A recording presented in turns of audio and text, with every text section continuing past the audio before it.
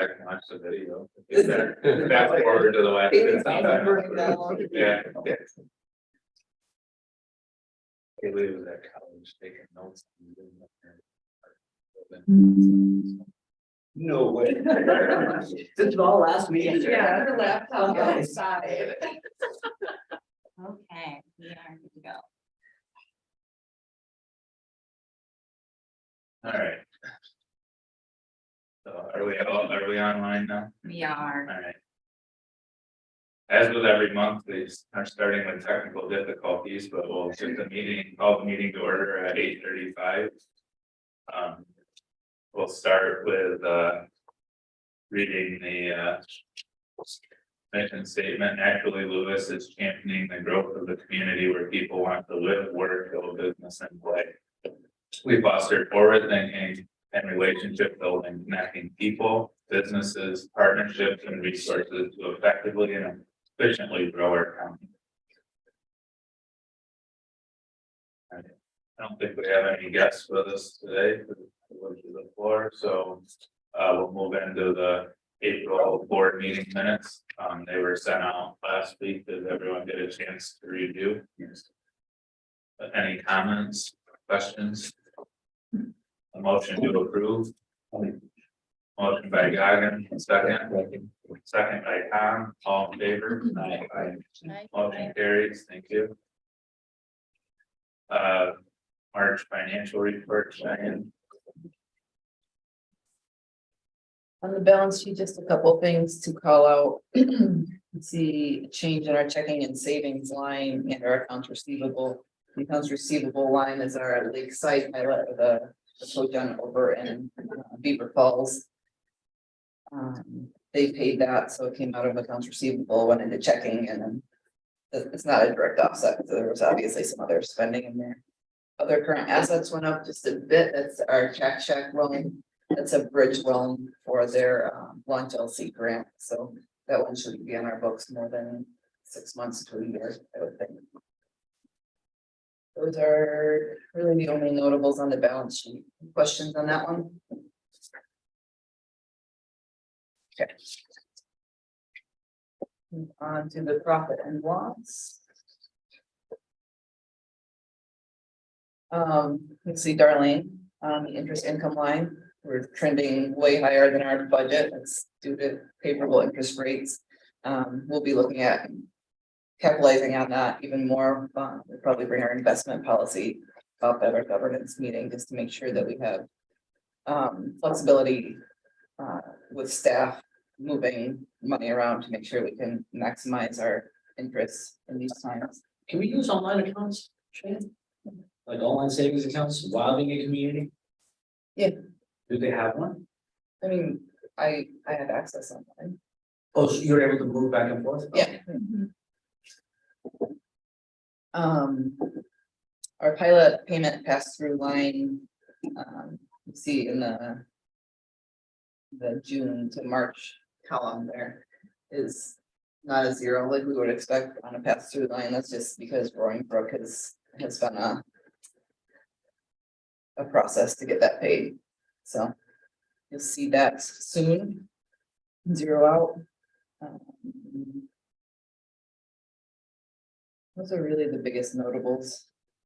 Any questions on that report? Nearing year end, so I think we're tracking pretty well. Also have our expenditures for the month. Because we didn't have a finance committee meeting, I always include these if we haven't had a finance committee meeting.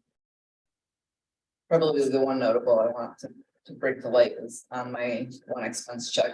We booked our lodging for our annual meeting for the New York State EDC accidentally on I accidentally used my credit card, so we reimbursed me. What's the hardware, the insurance? Yes, For what? that's our liability insurance. Okay. Properties.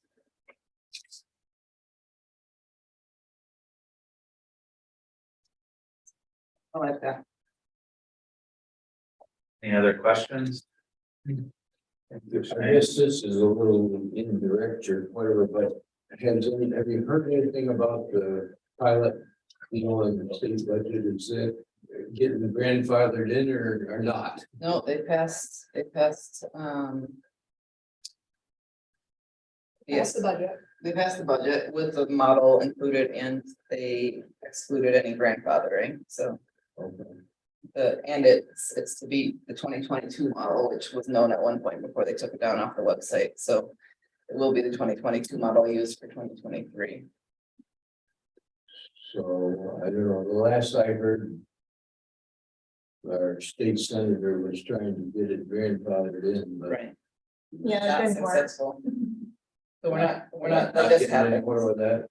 What's that? I said he's not getting anywhere with that. No, it passed in the budget, so that was not. But there is potential to be challenged. correct? Yeah, like there's gonna be lawsuits filed against the state.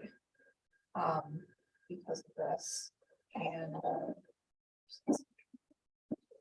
Lewis County actually might be getting involved in a potential lawsuit. We've already met with another county and we've basically earmarked 10,000 to go put towards that litigation. So the county itself can't be involved in the lawsuit, but some of the town supervisors might do that individually, and then the county would basically earmark money to offset some of that litigation, but it's probably a ways out from actually happening. So, good question, if there's any other discussion, but, if there's nothing else on March financials, can we have a motion to approve? And one quick question, Okay. there's two color reds for the same day for the same amount. Oh, they lost one of our rent checks. Okay. We Voided, got Yeah. it. I figured it was something. Thank you. I'll make a motion. Motion made by Darlene, second by Herb, all in favor. Aye. All right, so back to Tom's question, so just a refresher for everyone. This was first in last year's budget and brought back this year that renewable energy projects would follow a tax valuation model that NYSERDA would put out, which is the short version is it's potentially less money than what's in our pilots now, and it's gonna affect our municipalities, both in what they, if a current project chooses to cancel their pilot because they can get a better rate just by being on the tax rolls through this new NYSERDA calculator, then they can cancel their pilot and go on the normal tax rolls, knowing what their rate will be from this calculator, which will be lower than our current pilots, plus it would affect the valuation for like special district taxes that towns have for water, fire, that sort of thing. So it could be significantly less revenue for some of our towns that already host projects. And it totally changes whether a new project would even come to the IDA for a pilot or not.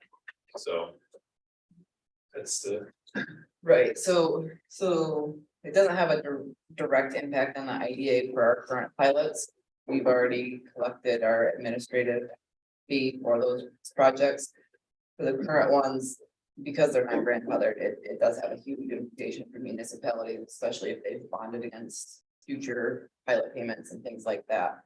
And then going forward, it does have a big potential to affect IDAs because projects may not come to the IDA for a pilot unless we get creative and find ways to make that something that they want to do.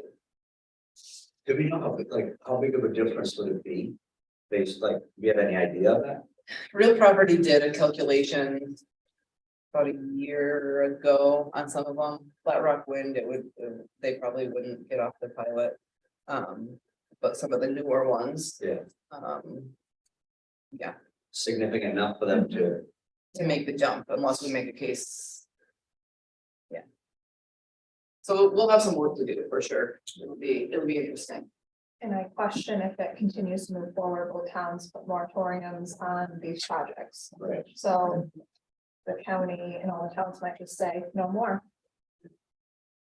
Which goes against New York State's renewable energy goals, so they're kind of shooting themselves in the foot in my opinion.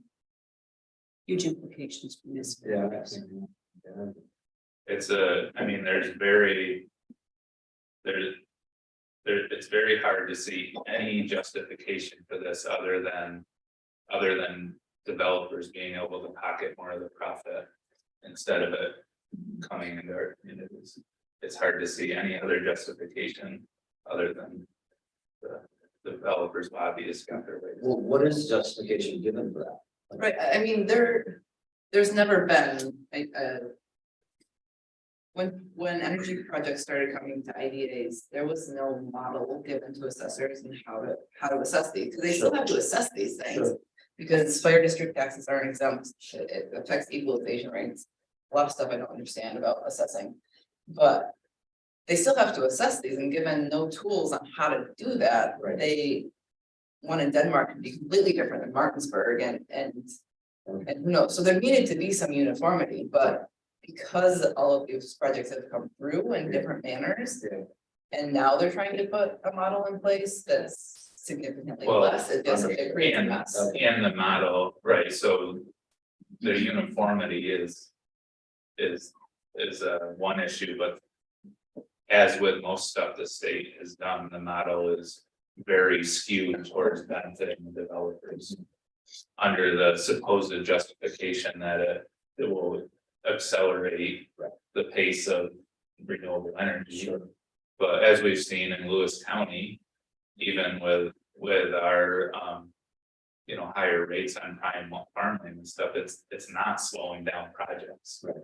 So that's the idea that they needed a lower rate to accelerate energy in the state is bull.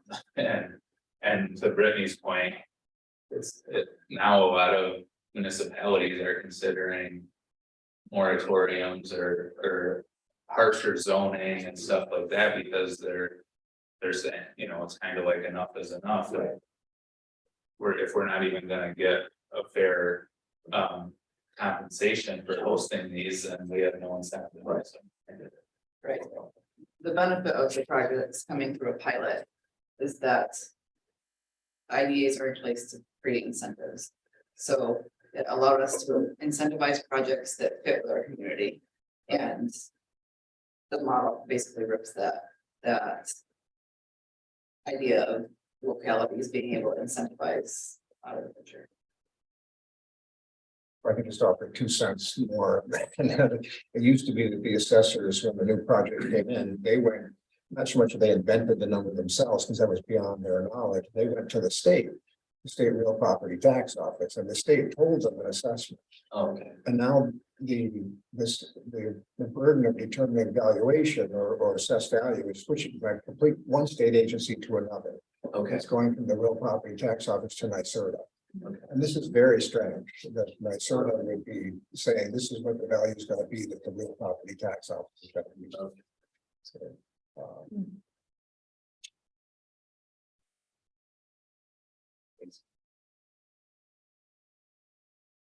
All right, so.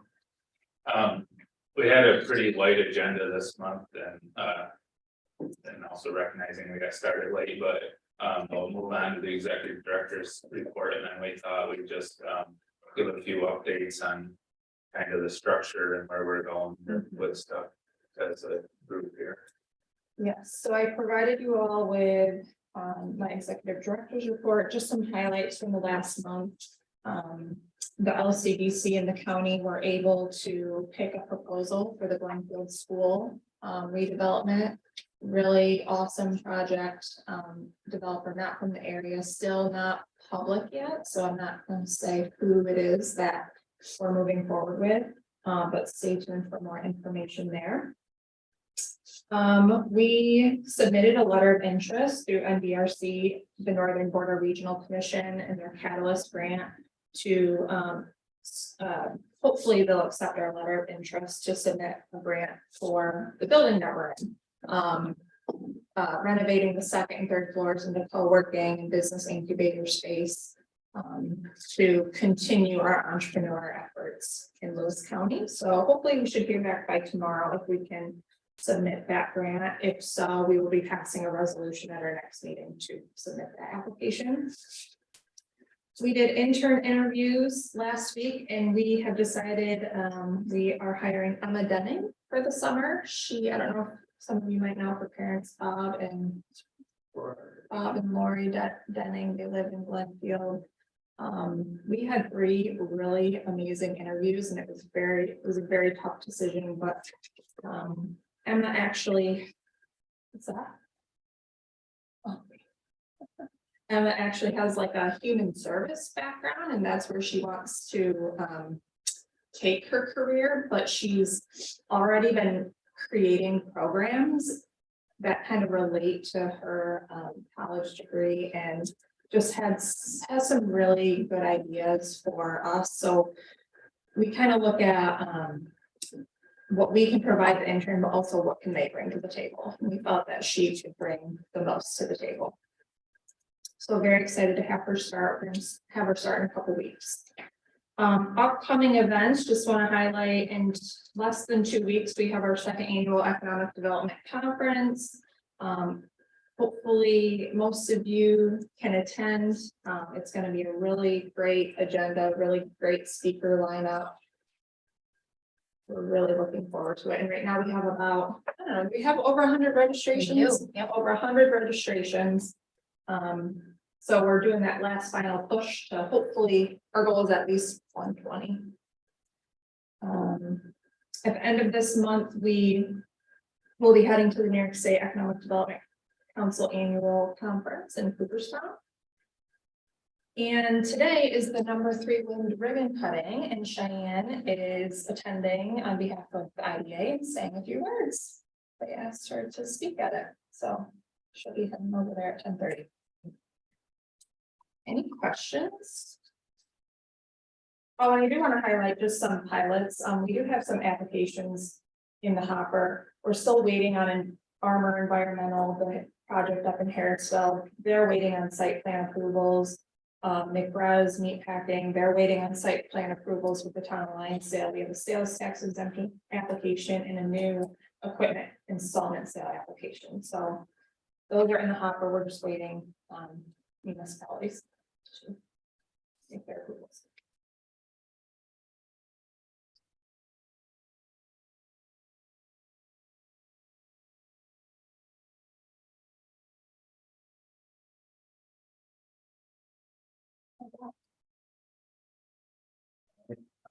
Moving on to new business. I assume there wasn't anything under first time. No first on this new business. So just wanted to share an update on the Nashville Lewis Inc. 501c3. Kevin so kindly asked us to take that off his plate because he's very busy, as is every other attorney in Lewis County. So we're at the final step of submitting the paperwork to the IRS, and North Country CPAs is doing that for us. So they were able to take that on and help us out with that step. So that's the final step. It does delay our June goal for implementation, but it's completely okay. We're still working on our partnership. We're still launching new initiatives in partnership with the chamber. Still really good stuff happening. So the board structure, back in January, February, we did send out a survey to all board members on their interests of where they might want to serve their time. And also Kristen and I took a look at everyone's skill sets too, and where we could really use your skill sets in the future. There was obviously an overwhelming response of people interested in being on the Nashville Lewis board. But we see that board as that's the strategic board, strategic economic development board, whereas the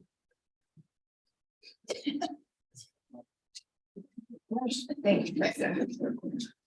Whereas the IDA, LCDC, Chamber, Tourism, those are more of the tools. So this is the proposed board layout.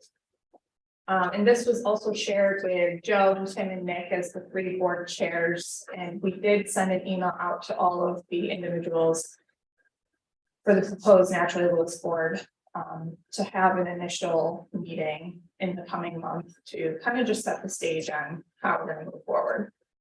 So not much change in the IDA board, but I really feel everyone on this board, like, I want to keep everyone on this board because we have the opportunity to really focus on IDA tools and focus on our policy development and how do we best use IDA tools for Lewis County development.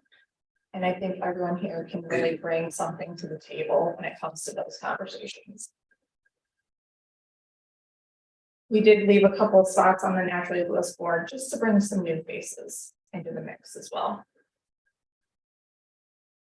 Am I missing anything? Naturally Lewis, I think, is where we're at. Any questions on that? Timeline, I don't have a timeline, but Kevin, do you know how long it takes for the IRS to approve paperwork? There's two processes. Are they using the simple version, you know? Whatever you were working on. Okay, well, that's the longer version.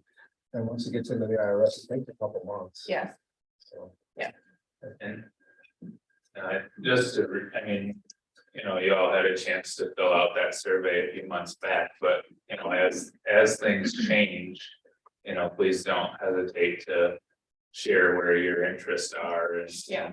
you know, what your time availability is. I mean, you know, we all recognize that changes, right? So, but this is based on those surveys that Brittany said, you know, this is kind of our starting point and, as we go forward, I'm sure it'll be continuing to evolve, so don't feel like you're, you know, necessarily locked into any one thing.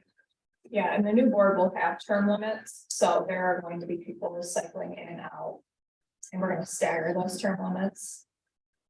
So we're gonna need new people, you know, within the first couple years anyways.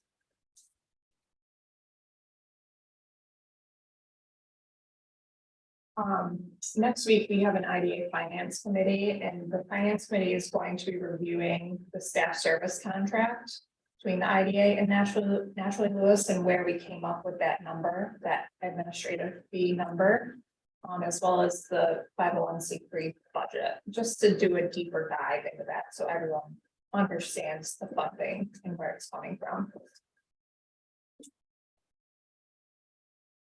Okay, and when Joe and I were chatting last week and having a light agenda, we just thought it would be good to just give an overview again of what IDAs do, what LDCs do, and thinking about where we're headed in the future. Like I mentioned, we really need to get specific as the IDA. We need to be, it's allowing us to be more focused in the community. So the IDA is not going to be the lead economic development agency. We're not going to have to worry about the big economic development strategy, but we're going to be creating our own strategy and our own priorities as the IDA board. So this is just a graphic that we've used on a number of occasions. It just tells us the powers of the IDA and the powers of the LDC. The main difference is that we cannot grant or loan our own money, whereas the LDC can. The LDC can't offer tax exemptions, but we can. We can issue bonds, LDCs can issue bonds to nonprofit projects. And we can buy and sell, both entities can buy and sell real property.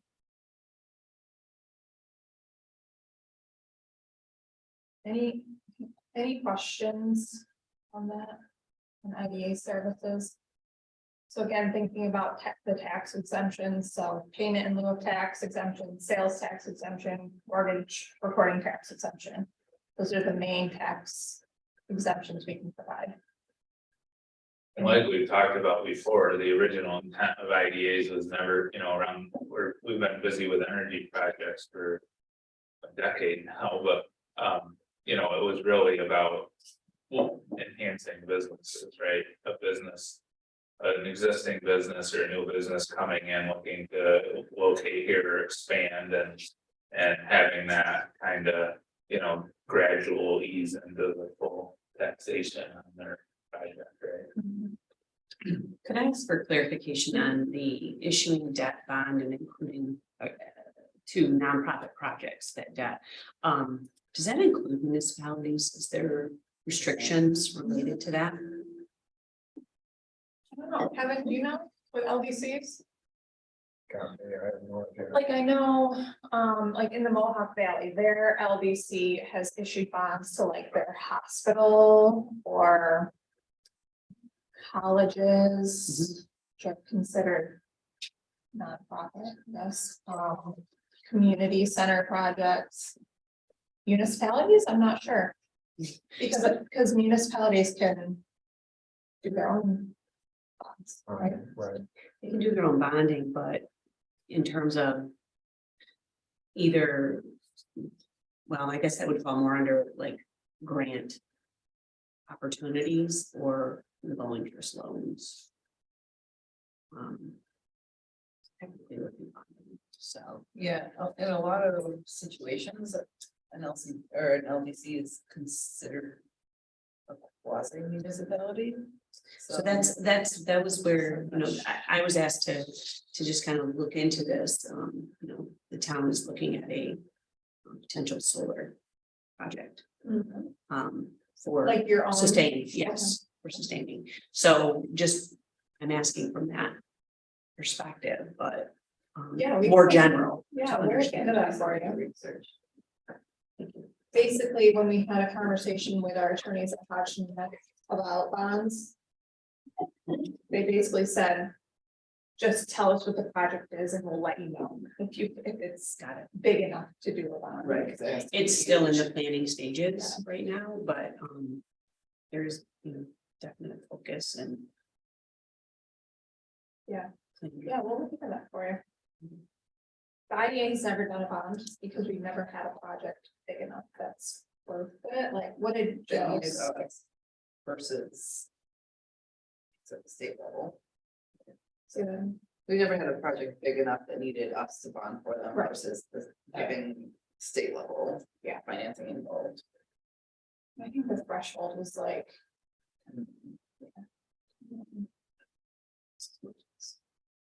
Much less, so, Yeah, to make all the legal work for the basic. right. Sorry if this is a basic question, but what's the main mechanism for funding for the LDC? They have, our LDC has struggled with funding for many, many years. It would be like. In my opinion, you can chime in too, but like, if they're establishing their own loan funds, like the interest collected. Bonding, so like again, the Oneida County LDC, for example, they've done a hospital project and. College projects, and those have significant admin fees that come with that. Right, it's But- it's admin fees from grant programs, it's property transactions. Being a landlord. And sorry if this was already said, but you know, one thing else, LDCs as ours in Lewis County has done, you know, is potentially take on. Properties with environmental risk or something like that, so. You know, a lot of times LDCs either get gifted something or. Or there's some seed money that comes from somewheres and then. You know, hopefully that leads to, you know, investments that can generate sustaining revenue, right, so. when it says establish loan funds up there, is that the same thing as administering? Like a grant program or something, because you can't grant your own money, but you can administer. Loan, like a micro loan program, or is that what that's about? Or- Yeah. Okay. Yeah, so again, the only reason we have a loan program is because funds came from USDA in the county. Right, And they're completely separate from IDA funds, although included in our audit, I still am confused. You have to include them on our financials, but Yeah. they're not actually our money.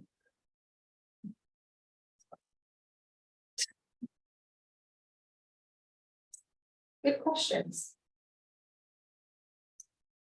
So next steps to IDA, we are working on updating our UTEP to meet the needs of today. The last time we updated our UTEP was with our solar policy development, but we have not updated our general tax exemption policy. And we feel that it just needs a little bit of a refresher, to identify like what our targeted industries are. We need to be thinking about housing projects, as that is going to be more of a priority in Lewis County and across New York State. So with that process, we have a governance committee at the end of this month. Cheyenne and I will be proposing some changes for everyone to think about. That will need to go to full board, and then once we have a draft, that needs to go to every taxing jurisdiction for comment. So again, a couple month process, but things we'll be working on. Some considerations that we're thinking about is how do we incorporate the small town pilots, like pilots for smaller businesses, because again, IDAs were created to incentivize like big manufacturing expansions with like lots of jobs. Well, that's not gonna happen every day in Lewis County, so how can we incentivize like a Black River Valley Natural to expand and add 3 jobs? You know, like just being a little bit more flexible, but laying it out in our policy to include the types of businesses that we have here. So every meeting, we read the Nashua Lewis mission statement. We need to adopt a new mission statement that's IDA focused. We once had an IDA specific mission statement, but with the strategic plan, we shifted. Now we're going back to specific IDA mission statement. So we'll need to draft and take a look at that. Again, looking at a focused strategy. You know, what are the goals of the IDA? What do we want to achieve as an organization? Not thinking about big economic development strategy, but the services that we can provide. What do we want to achieve on an annual basis? And then identifying the IDA's role in property development initiatives. The LCDC has their role nailed down, but we need to identify the IDA's role because we have more funding available to potentially buy and sell properties. You think back a few months to Cheyenne and kind of written out in a diagram, like where, you know, the different buckets of potential property could fall into, and then the mechanisms we would have to support those properties. So, you know, we, as a, you know, as with partners like LCDC to you know, see where those priorities are, and then where the support mechanisms we have and, you know, come into that process. Right? So. Yeah, an IDA should not be taking on a property with major environmental concerns. That's the LCDC's role. So what is the IDA's role? We will continue to discuss that as staff, but just be thinking about that as a board. Could we loan money to the LCDC? Why not? Because IDAs cannot loan their own money. What if we established a loan fund The source of that money has to come from somewhere else? Yeah. Okay.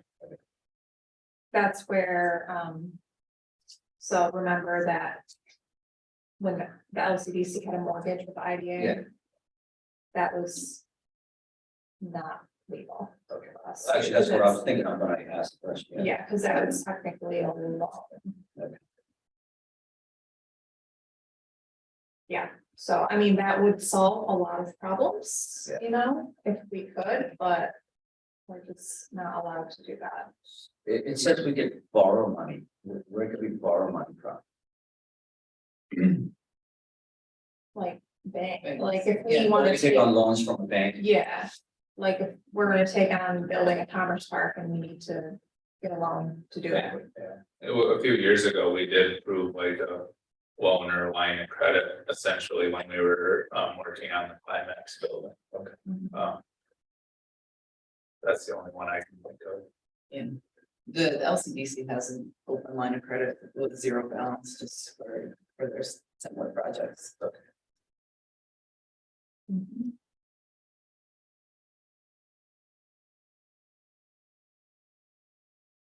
Mhm. Questions? Is interest income considered our own money? Mhm. Accounts that have our IDA money, if it earns interest, it's our own money. Anything that comes in is our own money unless it's specifically coming into to a loan fund. So interest that comes from loan fund dollars is loan fund. Too. Yes, they make it very hard for us. to have money.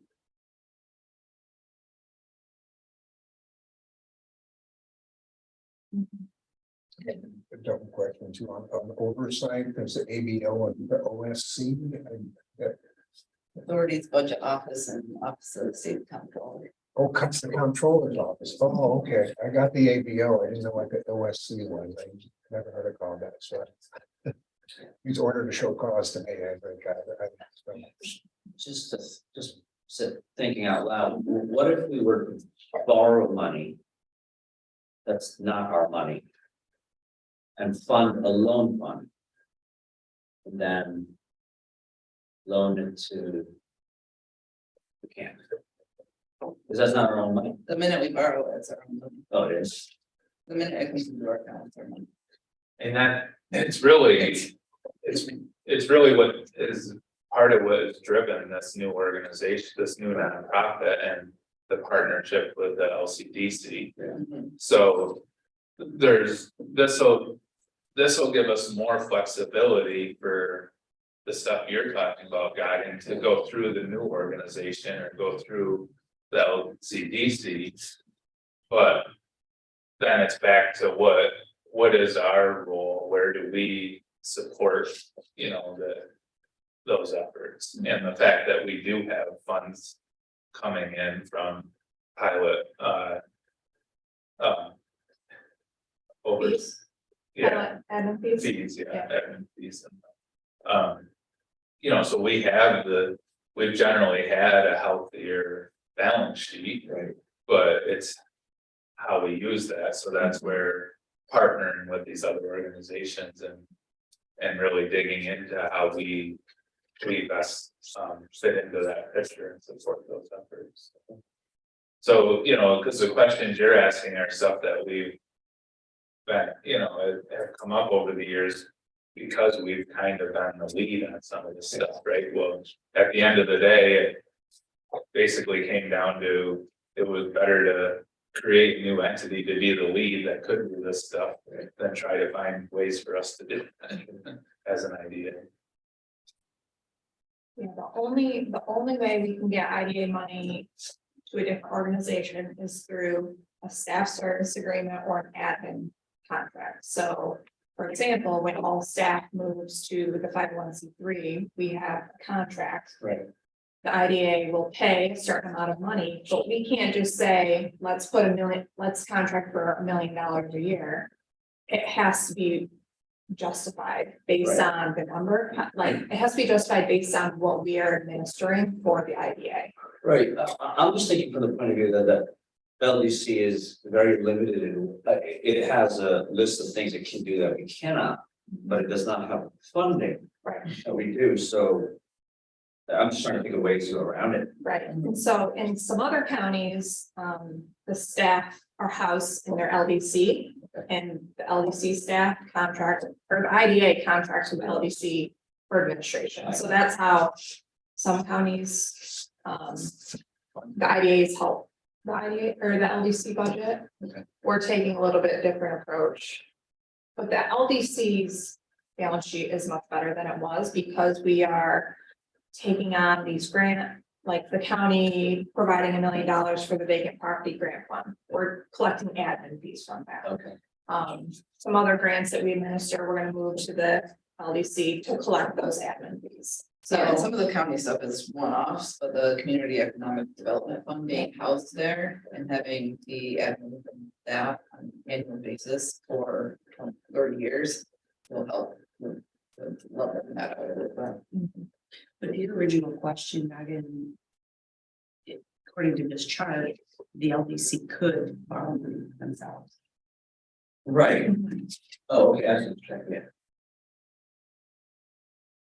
But so if they borrow money from us, no, Doesn't sound like it, but you know, you talked about, could we borrow money and then loan it to them? It looks like they would be able to borrow, according to this chart, Yeah. themselves. Direct, right. so I don't know, it doesn't sound legal, Well, it doesn't sound ever. Well, it would be that if we won't get that, but we have the fund, like we have the balance sheet to cover it. Right.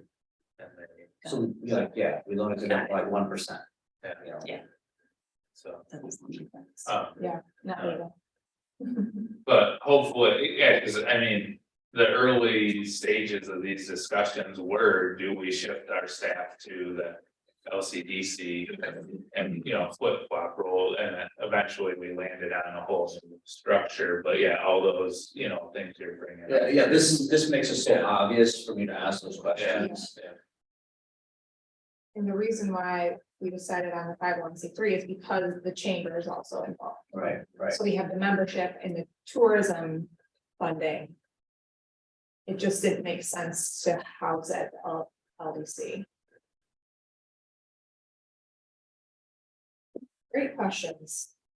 And again, you know, this is where it comes down to our roles going forward and shifting that focus to. Really working with the tools we have and seeing how. We can best serve the county through those. With the naturally Lewis taking on a little bit of the bigger picture economic development role. And that's something we've had for several years that.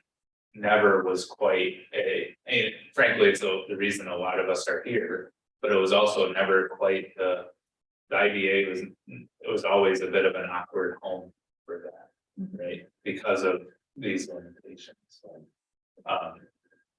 So that's why I say going forward, you know, on the policy side, there's a lot of interesting stuff that could be happening here. But it's up to everyone's interest and what their motivation was here to begin with and where they see themselves going forwards.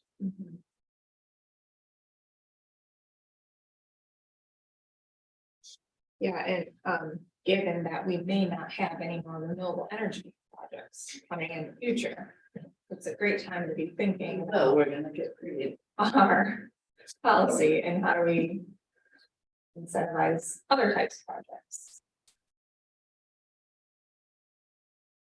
So great conversation, great questions. We're gonna continue to have these conversations, but be thinking about strategy and goals and focuses and while you're out in the community, what are the community needs and how can the IDA help based on what we can legally do? More to come.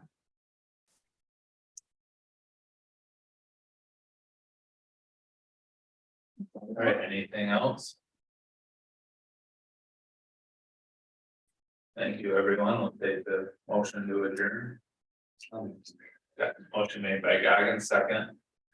Darlene, all in favor? Right. Motion carried. Thank you, Josh. Thanks, Jeff. Thanks, Haley. Haley. No See ya. problem.